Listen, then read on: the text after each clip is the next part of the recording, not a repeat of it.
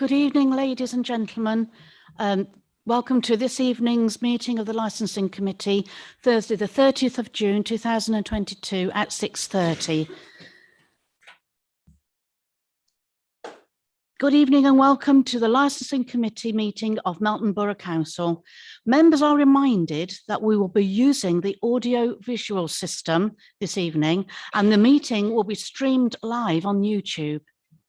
Members are asked to physically raise their hands in the usual way to indicate that they wish to speak and to use their microphones when speaking for the benefit of all present. The microphone is live when the red light displays. Please switch mobile phones to silent, and I will now provide a reminder of the evacuation procedure. In the event of having to evacuate the council chamber, please leave by one of the 6 emergency exits around the sides of the chamber. Please assemble at the far end of the front car park nearest to the park entrance. Officers will be on hand to assist persons who require any assistance. As regards public recording of the meeting, there is legislation that allows the public to film, record, or use social media at a council meeting. This must not be disruptive to the good order of the meeting, nor include any filming or recording of the public seating area. I shall now move on to the agenda items. Agenda item number 1, apologies for absence. I've already had apologies from Councillor de Burgh. Are there any further apologies for absence? No. I think this may be a good opportunity to actually explain who is here this evening. We have with us this evening Councillor Prue Chandler, who's Vice Chair of Licensing, Councillor Steve Carter, Councillor Elaine Holmes, Councillor Chris Fisher, Councillor Don Pritchett, and Councillor John Illingworth. Thank you. And the officers on hand this evening are Victoria Clark, the Regulatory Services Manager, Sarah Flower, the Licensing and Compliance Officer, Adam Green. Adam, could you just let us know? I can't read your sign. Yeah, Senior Democratic Services and Scrutiny Officer. Thank you. Thank you. Okay, then. So moving on. Oh, yes. And we also have Natasha Taylor, Deputy Monitoring Officer, with us this evening. Thank you. Oh, yes. And we have Sarah Dibble, the Legal Advisor, with us this evening as well. Sarah, thank you. Okay, so no further declarations of interest this evening. So moving on to item number 3, the minutes. This is to confirm the minutes of the last committee meeting. Oh. Sorry, Chair.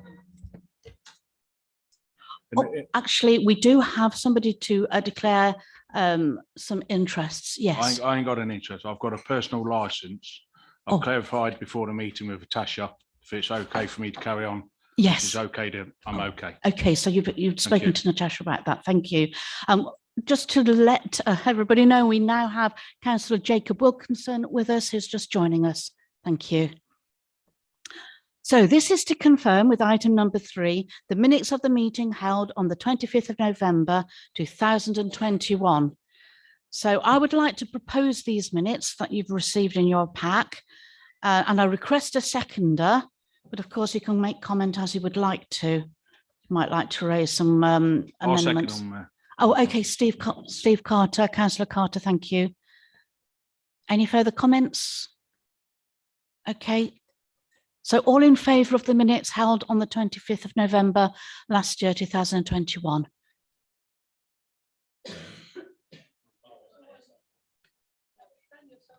We've changed committee since then, so this is very difficult. So we will actually accept those. Thank you. Thank you, Vice Chair, for raising that issue. So, some of us were there, but we have had a change. We've had a new full council meeting, AGM, since then, so there will be changes to the committee. But Madam Chairman, I have always been on the committee, so you know. Elaine, were you here last? Were you here, Elaine? No, councillor Carter was. Councillor Chandler was. I was. What I'm saying is that I've been. It's the 25th of I'm November down there, 2001 but I meeting, which is wasn't there. the last full committee meeting. So that's myself. Were you not here on that meeting? Okay. Madam Chair, it says here, It says Carter, De Burl, Bidmos and Pritchett. Okay. Right. So. Right. That's the Point of licensing order, Chair. committee held on the 25th of November. Do we need hands raised then if there's been some confusion with this? Because we won't have everybody here. So just for clarification, members, if you were here at that meeting, then if you can place your vote. If you weren't, then you will just abstain. Yeah. Okay. So I was here. Councillor Pritchett, Councillor Carter. That's just three of us.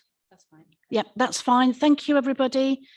It is important to clarify these circumstances because the next item, number 4, are the minutes from the committees.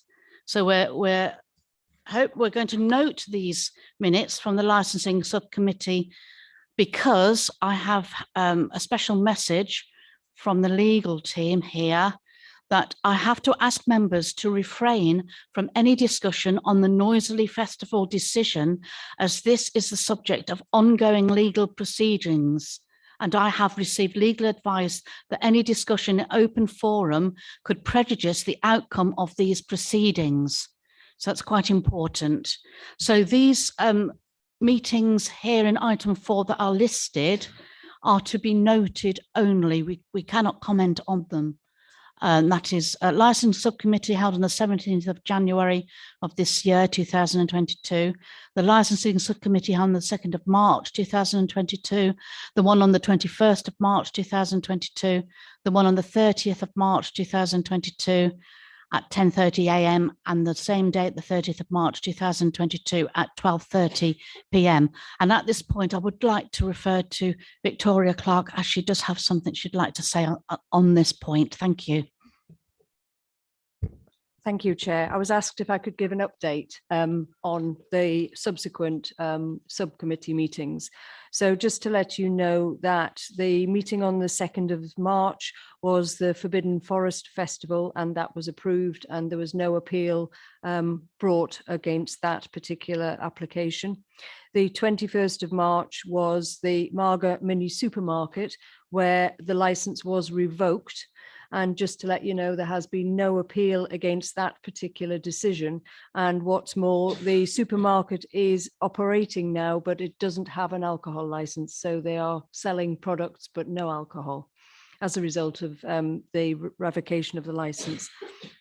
And then the 2 taxi drivers on the 30th of March, they received suspensions and were required to undergo knowledge, safeguarding and disability awareness tests. So I'm pleased to tell you that that has all been completed and the drivers are driving, but there is still a final warning that if they accrue any more points, they would need to come back to another subcommittee hearing.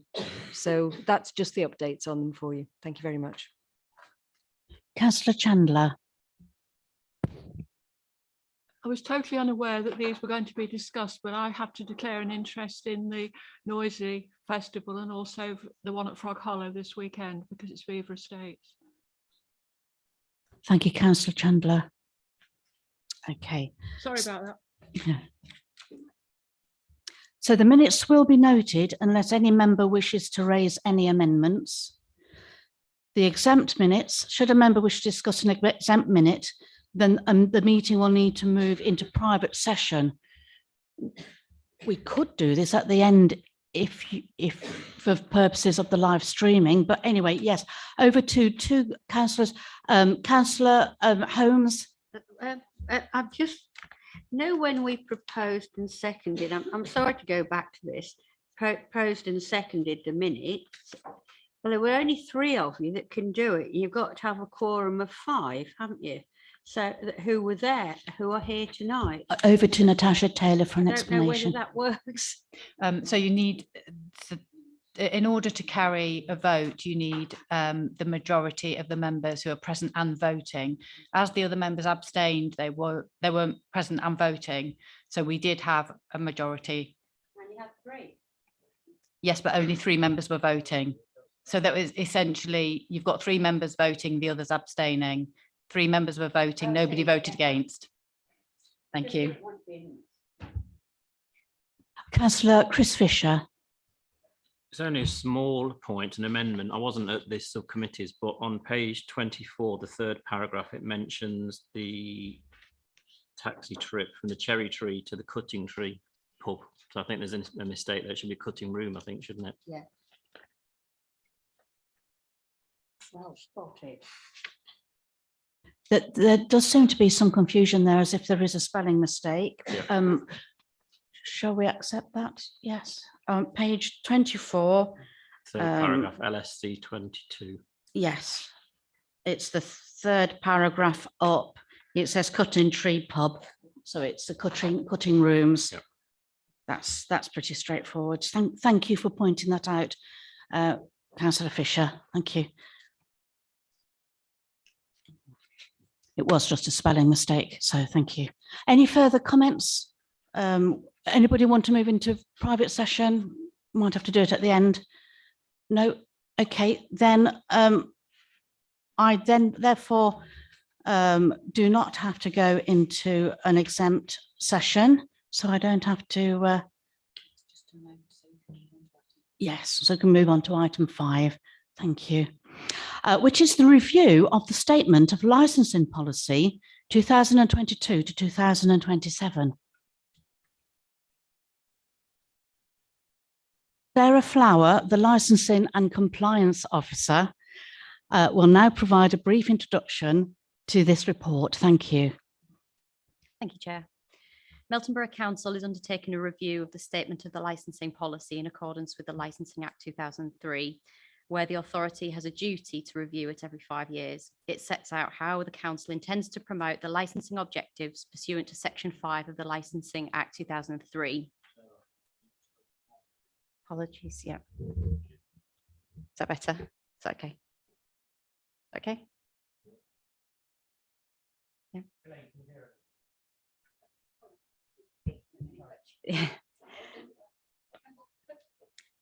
In preparation for the publication of the licensing statement, is that okay? Yeah. The council has regard to the Home Office Section 182 guidance. The changes to the previous policy include the removal of the cumulative impact policy. Initially, it was adopted in 2011 in the Melton Borough Council Statement of Licensing Policy. However, over time, the town centre and in particular the nighttime economy have changed considerably. More people shop online now, and as a result of the COVID pandemic, and in order to regenerate the economy, it's recognised that we need to do more in the town, like eat and drink, rather than just shop. As a result, it is felt that the cumulative impact policy is no longer required in Melton Town Centre and may in fact be more detrimental to trade. It's therefore proposed that it's removed in an attempt to support the economy in the town centre. Initial discussions with the local police and the licensing team, which cover the Leicestershire Police, which are covered by Leicestershire Police, as well as the Melton BID, which is the Business Improvement District, all indicate that parties concur with the regard to the removal of the cumulative impact policy being a pragmatic approach.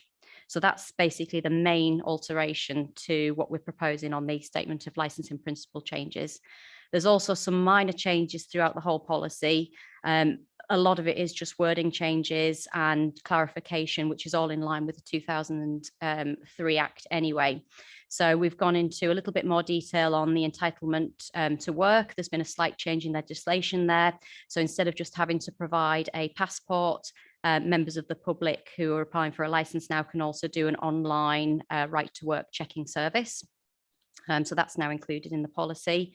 The promotion of the licensing objectives, the sentence has been added that all 4 licensing objectives are of equal importance and of paramount concern to the licensing authority. Information for the applicant that the operating schedule may include is converted into the conditions on of license, and it's a recommendation that the applicant discusses their application with the responsible authorities prior to them submitting it, so that we can offer advice and hopefully point people in the right direction. There is also a change to the local, national, international occasions, where a new section was added in respect to local, national and international occasions to explain that applicants may wish to consider bank holiday opening hours when completing their operating schedule. Anything outside of those hours that aren't considered or aren't thought of can be covered under temporary event notices. However, we ask that people now consider those so that they are generally and largely covered by their normal license where possible. Obviously, there are still special occasions, things like jubilees, etc., that can't always be foreseen. Alcohol deliveries, that became a big thing during COVID lockdown. So there's been a section added on that one under the Prevention of Crime and Disorder tab. That's an additional section to highlight the need for applicants wishing to do alcohol deliveries to consider how to maintain age verification during that process. There's also a section been added on any changes during the lifetime of a license, just reminding holders of a license that they do have an obligation to update us if they do have any name changes or address changes during the lifetime of that license. A section's been added on representations. So it's to advise the public and applicants how representations can be received by the local authority, and they must be based on one of the 4 licensing objectives. Just for clarity as well, it is included in the Licensing Act 2003, but again, just to confirm to members of the public who are looking at our policy, that if they don't pay their annual fee, then their license will be suspended, which would then mean all licensable activities must cease. We've added a section on reviews saying that both to advise applicants and public that if while a premises license is in place, a premises license can be reviewed because of matters arising in connection with the 4 licensing objectives. There's also a new section been added on events within Melton. So whenever we have large events now, we ask for organisers to submit event management plans to let us know and let other partner agencies know what's happening within the area, so we can make sure we have the correct resources and everybody who needs to be aware is aware. So we're seeking your approval today for a 12-week consultation period, which would start on the 4th of July and run till and include the 26th of September 2022. During that time, it'll be published on the website and in the Melton Times and be available for inspection at the Parkside reception. A copy will also be sent to all the responsible authorities, and I can go through them if anyone needs clarity on that. It will also be sent to businesses and residents, local councillors, the British Beer and Pub Association, Pub Watch, bodies representing local premises licence holders, club premises certificate holders, local personal licence holders, and representatives of businesses and residents in the area. And any comments received during the time will be considered by the licensing section and the Director for Growth and Regeneration. And a revised draft statement of licensing policy will then be presented to the licensing committee for a date that will be arranged, because we need to do an ad hoc meeting for that, to consider the consultation responses before it goes to full council in December 22. Thank you. Thank you, Sarah. Okay, so I'm opening the debate, and I'll be looking for a proposer and seconder this evening for this, of course. But members, over to yourselves. Please raise your hand if you would like to speak. I can certainly kickstart if you like, as chair, but also member of the committee. During the chair brief, I actually asked whether we as members could actually visit some of the venues. Sometimes it's not really relevant because it doesn't really matter. It depends what the information involves. It just sometimes really helps to see what we're dealing with. I know some of the subcommittees, I've been aware of premises, venues, one way or the other, just by walking through the borough or visiting shops in the borough, observing taxis and so forth. So I have received an answer that this could be considered in the future. I mean, I do personally try and take it upon myself to be a little familiar with what I'm dealing with if it's going to help. So that's one point I'd like to make. I was pleased to see that the cumulative impact policy is no longer required.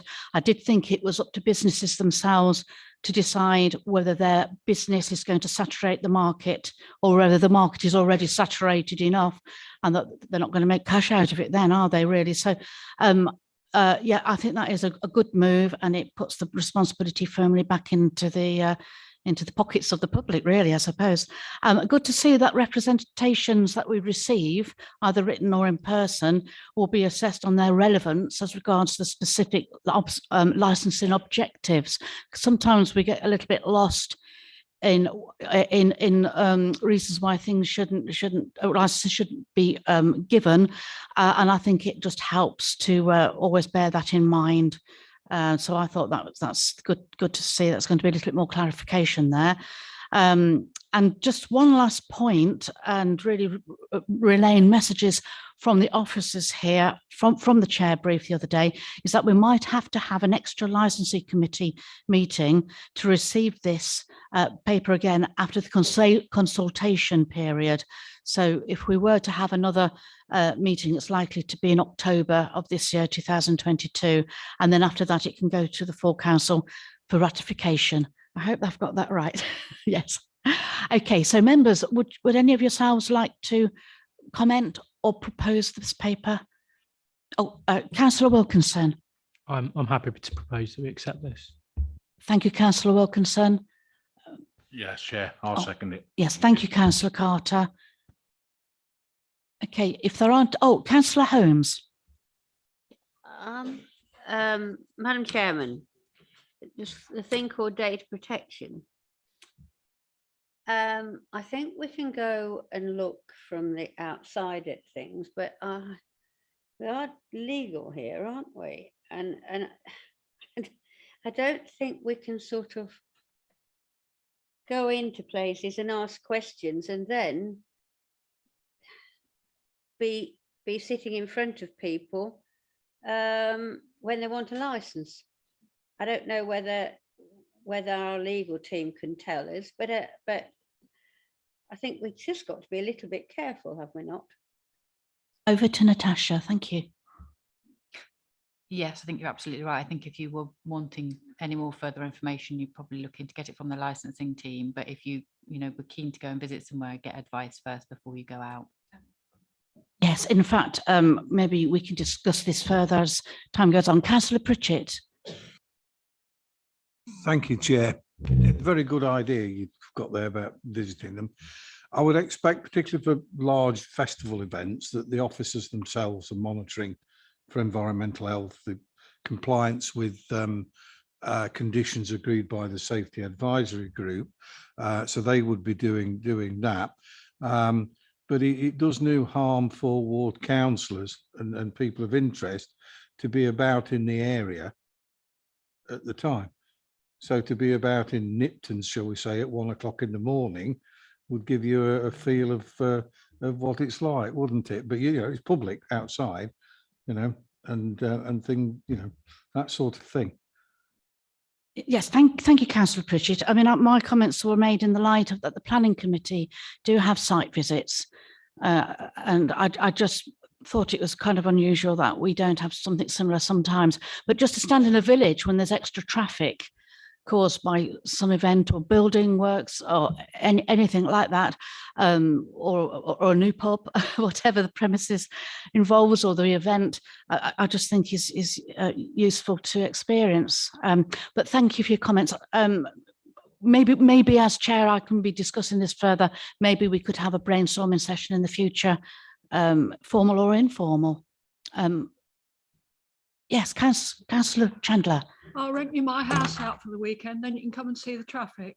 Actually, I am interested in the traffic concerns. Oh, you want to yes. come then? I'll do a deal with you. I might do. I'll bring a bottle. No, off the record. Thank you, Councillor Chandler. It is.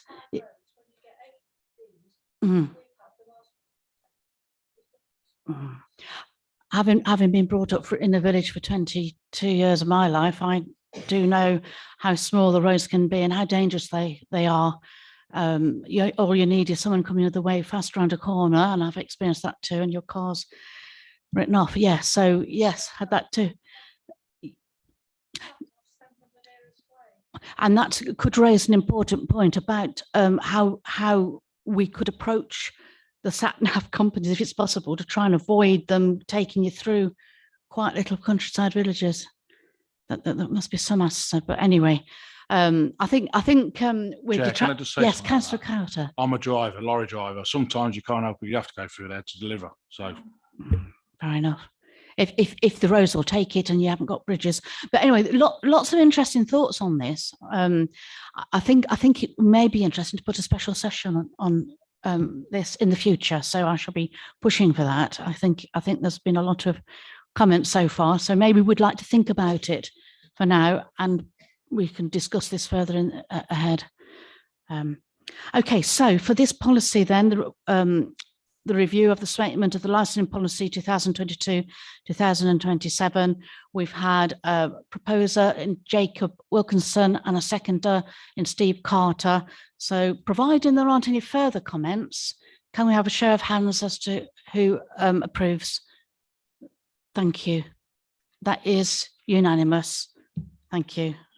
So we just to clarify, we've just approved the draft statement of licensing policy 2022 made under the Licensing Act 2003 for consultation, and endorse the removal of the cumulative impact policy as it is no longer required, with additional information added to ensure the policy remains up to date with legislation changes.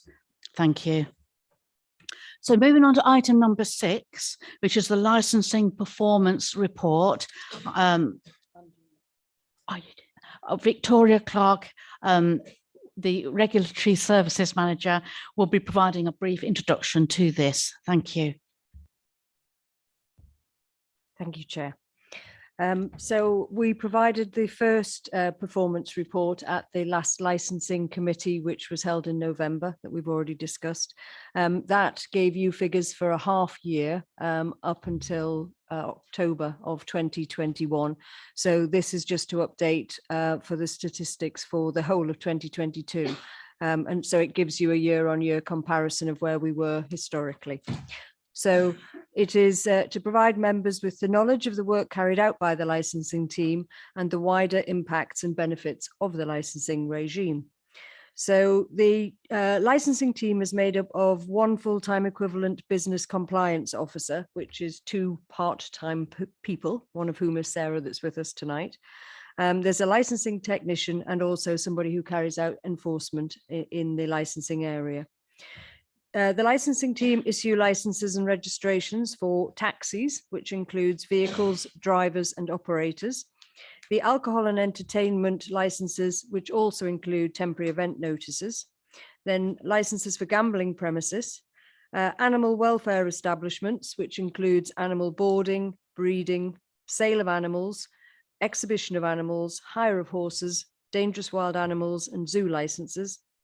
There's licenses for charity collections, which is both on the street and house-to-house collections, which you don't see that many of them these days, but used to be a thing of the past. Also small lotteries, houses and multiple occupation, caravan and camping sites, invasive beauty treatments, and by invasive we mean where the skin is punctured in carrying out the beauty treatment. So something like an ear piercing, tattooing, acupuncture, or semi-permanent makeup methodologies. We also register hairdressers because of the nature of the work. And we issue licenses for scrap metal dealers, that's both for their premises and for on-street collection, and pavement licenses for tables and chairs on the highway. That used to be issued by County Council, but during the COVID pandemic, the government passed the responsibility to district councils, and it's currently under review nationally if it will come to district councils permanently, and it's looking like that might be the case. So the data in this report focuses on the quantity of work carried out, but I think it's really important for members to recognise the wider benefits that the licensing system brings. So the focus for taxi licenses is all about public safety, and it's to ensure that the drivers and the standards of their vehicle has public safety first and foremost. And the risks associated with the public using unlicensed taxi drivers are very high and significant, and therefore we're trying to minimise that and stop it where we can. The focus of the alcohol and entertainment licensing system is to prevent crime and disorder, to promote public safety, to prevent public nuisance, and to protect children from harm. The focus of the animal licenses is to protect the health, safety and welfare of the animals involved, whether that's when they're being kept, boarding licenses, or bred, puppy sales I'm talking about there, sold, that's the sale of animals. We used to call it pet shop license, but now it includes online sales, and sales from anywhere else are also covered.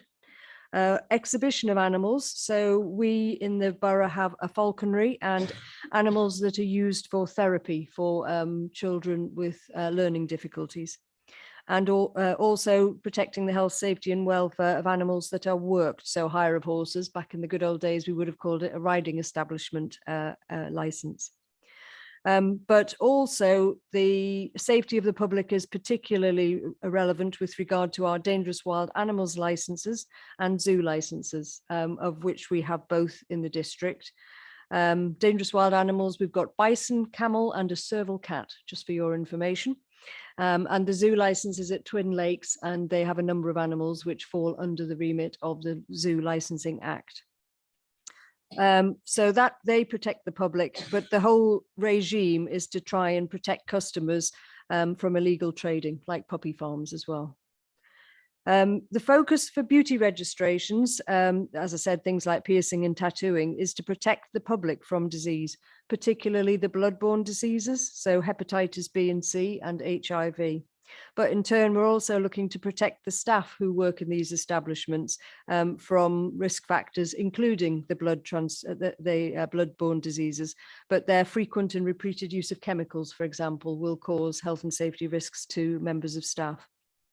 In essence, licensing means that the sectors are better regulated, and in turn, it brings safer businesses and safer customers. So it's not just about numbers, but it's really, really important that all the work that goes in is about protecting the public safety and preventing harm to people and animals.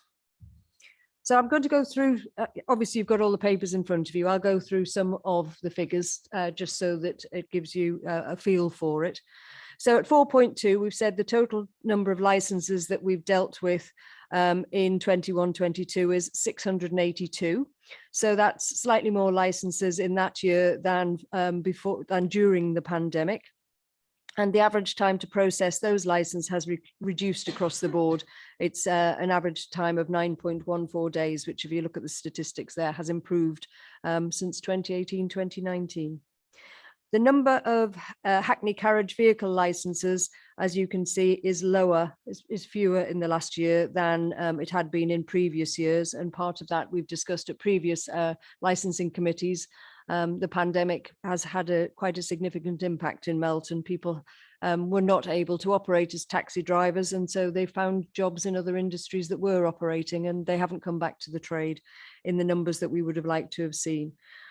Similarly, with private hire vehicle licenses, there are fewer licenses that have been dealt with, and the average time to process these has reduced in 2021 to 22. So in 20 to 21, it was 16.36 days, but in the last year, we've reduced that to 11.27. Sorry, that's taxi drivers.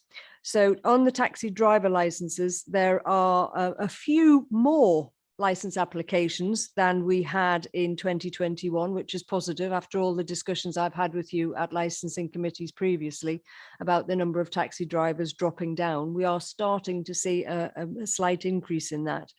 And the average time for processing the driver's licenses have reduced. Just moving on, whilst I've talked to you in the past about the lack of taxi availability in the nighttime economy, just to let you know that Melton has been successful in gaining the interim renewal of its purple flag status, which is about the nighttime economy. And it's looking to resurrect a purple flag taxi scheme whereby a list is circulated to venues in the town centre of drivers who've agreed to be available for the nighttime economy. So that is being looked at as if we can get that to work. And we're currently speaking with drivers to gauge their availability for the nighttime economy on that. So again, just talking about the numbers of taxi drivers, we did lose quite a number during the pandemic. 4 new drivers have recently been licensed, and there have been a flurry of inquiries from 6 other prospective drivers. This has been assisted by the licensing committee decision to allow us to issue 1 and 2 year licenses. So that has encouraged people to come back to the trade, to dip their toe in the water and see if it's going to work for them. So I think it's really appreciated that that was approved by licensing committee members in the past. So moving on to alcohol and entertainment, the number of personal alcohol licenses, we issued 68. And the average time for processing those has improved in the last year. For premises license, we have issued 107 premises licenses, but the average time to process those has seemingly increased slightly. But one particular case that was to do with a cancellation of a license or surrender of a license when the license holder disappeared took us 170 days to try and rectify, part of which is eventually bringing it to a subcommittee to be able to revoke the license. So that one particular case skews our numbers. So, you know, the overall time for processing these is still really quite good.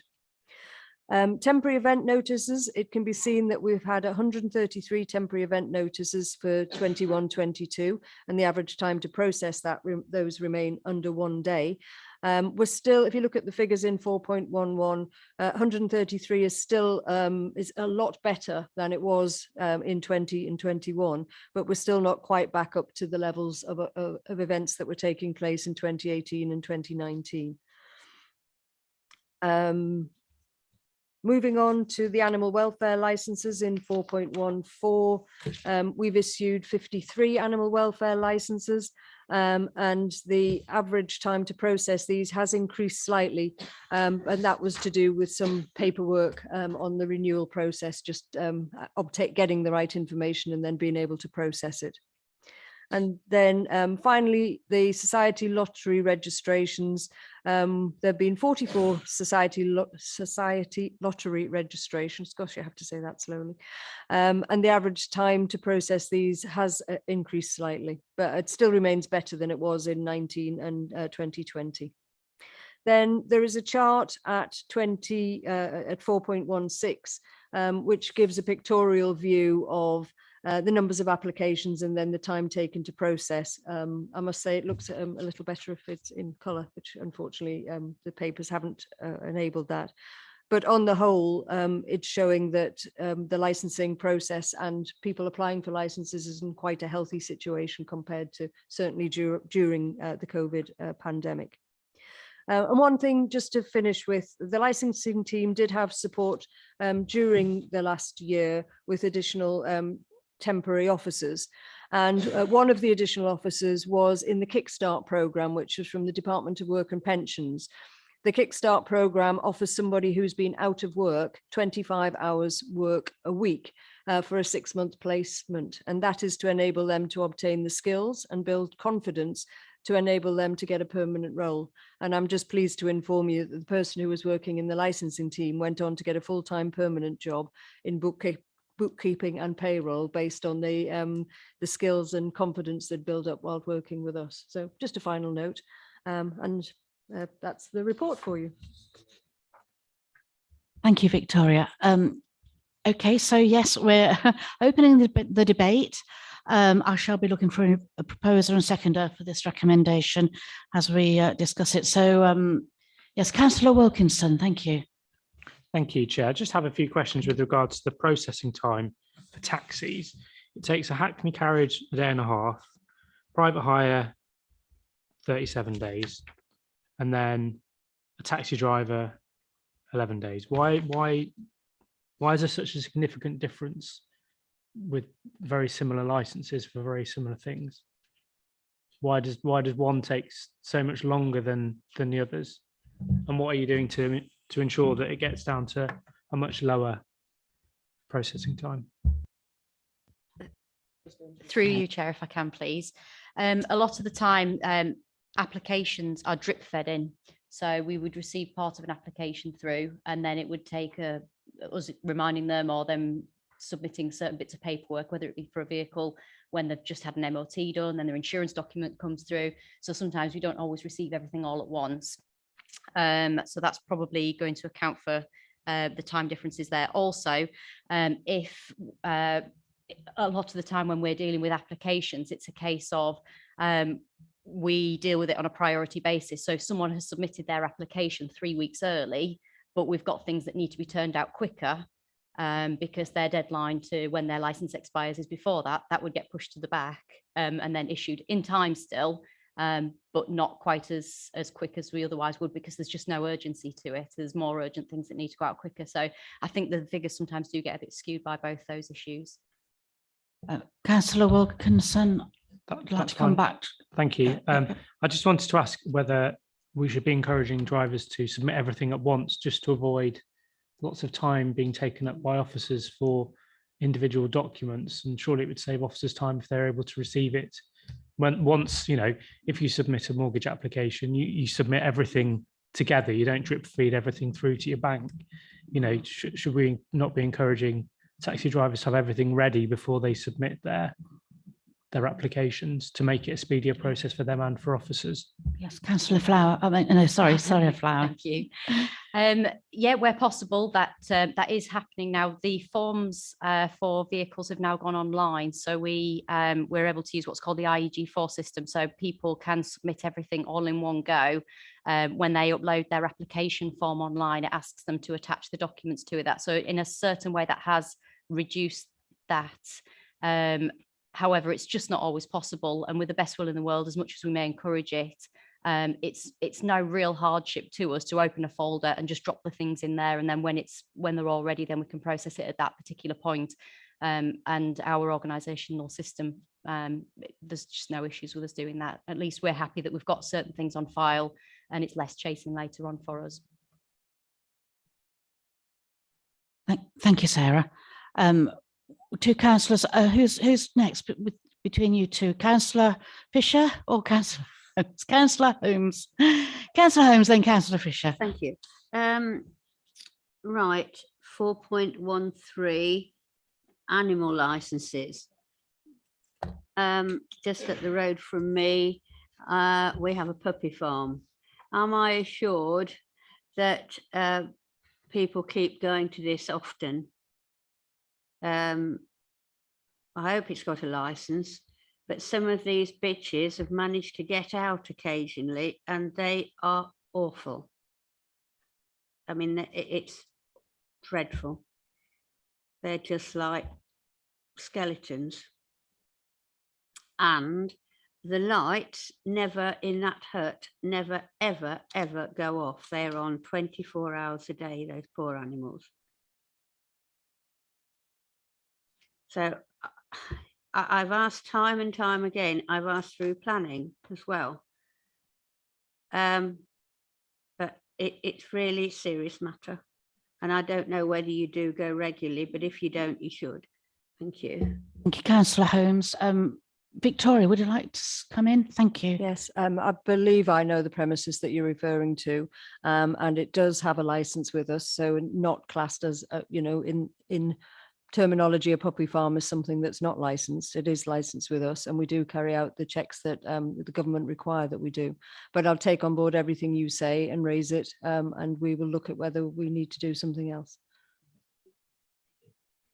Bad when these poor animals, the light is never, ever, ever goes off. It's on all the time.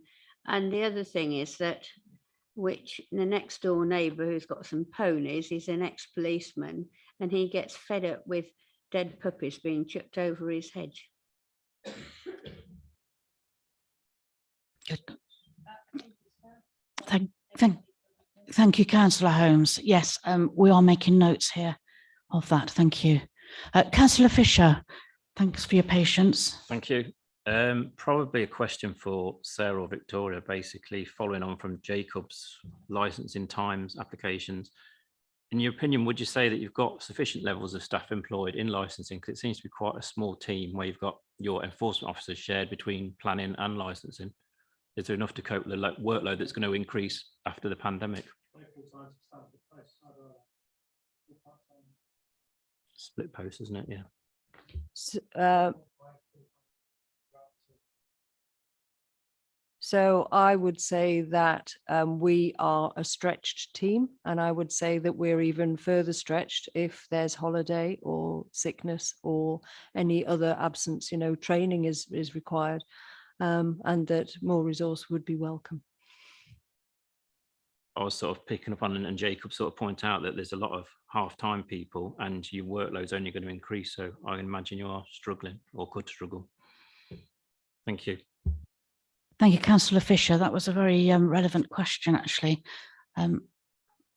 Any further? Chair, can you Councillor- take that forward then to look into that then? Chair? Well, yes, I can do. I mean, I actually, during the chair brief, asked for confirmation of our team so far, details of who's who on the list. That's actual names against the list that's given. So I shall certainly be bearing that in mind, and I think it will be. Yeah, we keep seeing it important. on the website, managers vacancies.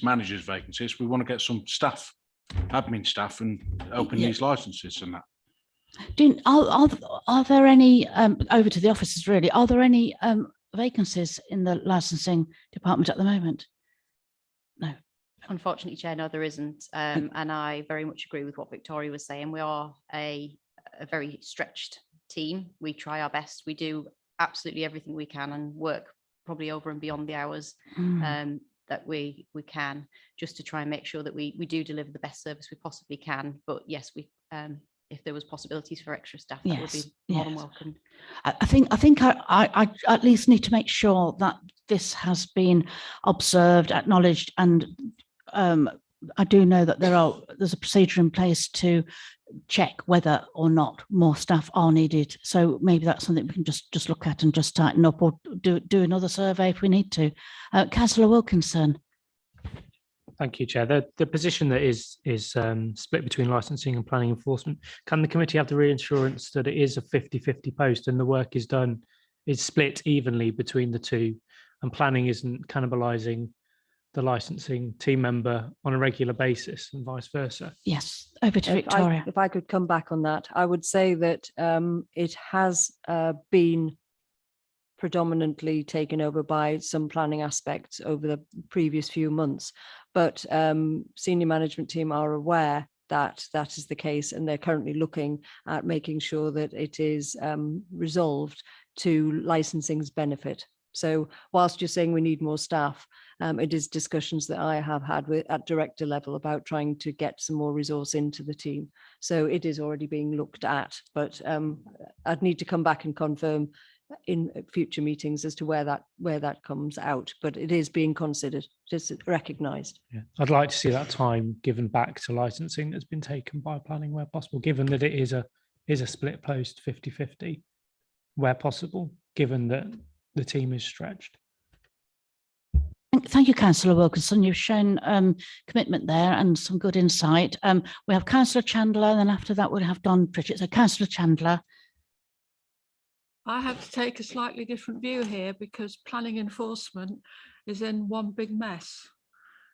I mean, we've got so many outstanding enforcements that nothing's happening with in my ward, and Councillor Pritchett, it's probably what he's going to say as well.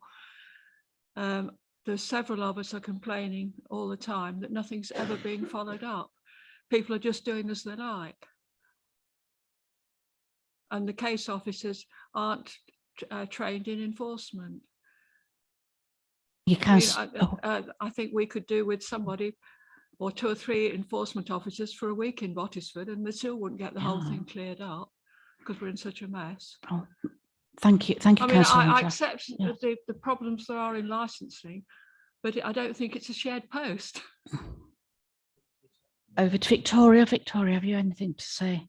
Following the last full council meeting, there is a job description that is being put together at the moment and an advert going out imminently for a full-time permanent planning enforcement officer. That, I say it's imminent. It might have been put out last week, but it was slightly delayed, but that is imminent. So that, yeah, so there will be changes. There are changes afoot, which will benefit both planning and licensing. Thank you, Victoria, and that is good news. That's something. Councillor Pritchett. Thank you, Chair. I'd like to ask Victoria, how does your staffing and volume of work now compare with 3 or 4 years ago? Thank you. The staffing levels are exactly the same as they were. No, I beg your pardon, 3 or 4 years ago, we didn't have the enforcement officer in place. We had the licensing team as stands, one permanent and a technical officer. So we have benefited from there being a licensing enforcement officer who started with us in 2019, off the top of my head. And so it is moving in the right direction, but it's slow steps. Are you saying what the situation now is a long-term issue? It's not a deterioration in funding, it's a long-term issue. You were saying, you're basically telling me that you were in this position 3 or 4 years ago. In a nutshell, the licensing team has always been stretched for the amount of work that is needed. I mean, it doesn't devalue the point, it's just a bit added clarity. Thank you. Thank you, Councillor Pritchett. Councillor Holmes. There was Andrea, that she was brilliant enforcement officer, and she left. Do you know Andrea Warner? What Andrea was it? Is that her name? Justine. She was brilliant. She was. But Justine left the organisation to go to another job. Yeah. Thank you. Thank you for such interest actually in the licensing team and whether or not we have a full complement of staff. This is one reason I asked, you know, who's on the team at the moment. And I was pleased to hear that there was someone filling every box, but it is it'd be interesting if we have another enforcement officer for the planning side to free that one up. Yes, Councillor Chandler. Chairman, may I ask Victoria, have we got anybody now that does the role that Justin did? I mean, we had a problem with a eatery, a licensed eatery, that went way over time at night, and she came and sat in Bottisford till 1, 2 in the morning, and it did end up in a licensing hearing. And there were certain ramifications after that. But does our enforcement officer, or our part shared enforcement officer, do they do those sort of tasks still at night in the early hours and things? If you have got whispers that things might not be as they should be. Victoria, thank you. The answer to that is absolutely, and particularly during the pandemic. The gentleman's name is Chris Millward, and he was out doing all the checks to make sure there were only tables of 6, and that, you know, that all of the right checks were done, and, you know, still continues to go out. So he's not only doing planning during the week, but, you know, late nights at weekends when necessary, and, you know, within the scope of the job. But where we identify there are issues, he goes above and beyond and just gets out there and does it. He's actually worth his weight in gold.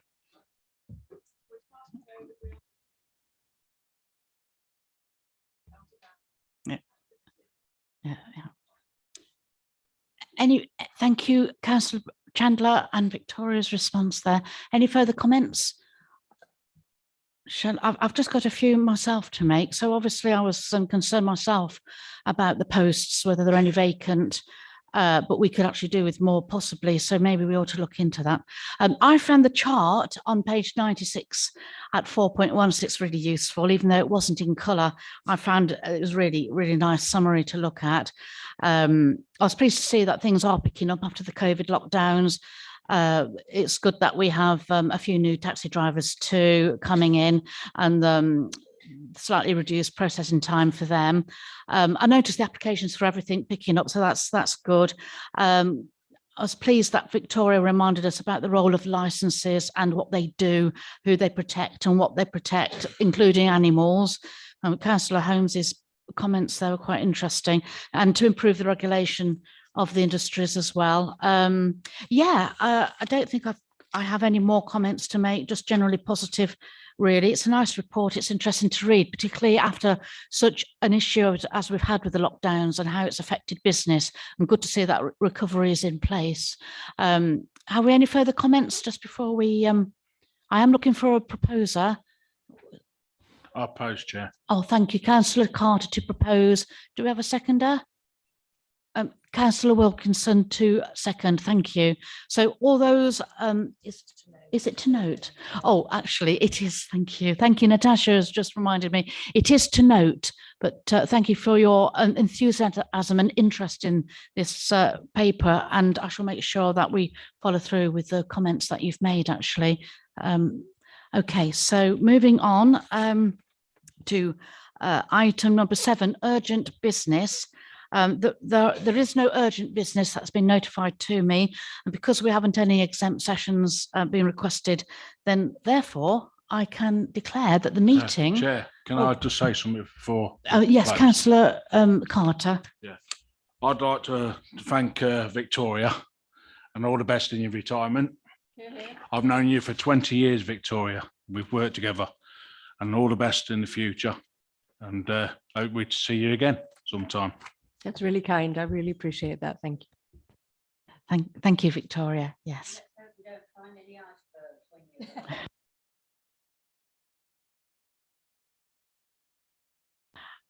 Okay, so at 7:26, I can declare that the meeting is now finished. Thank you for your attendance, members. Very much appreciated.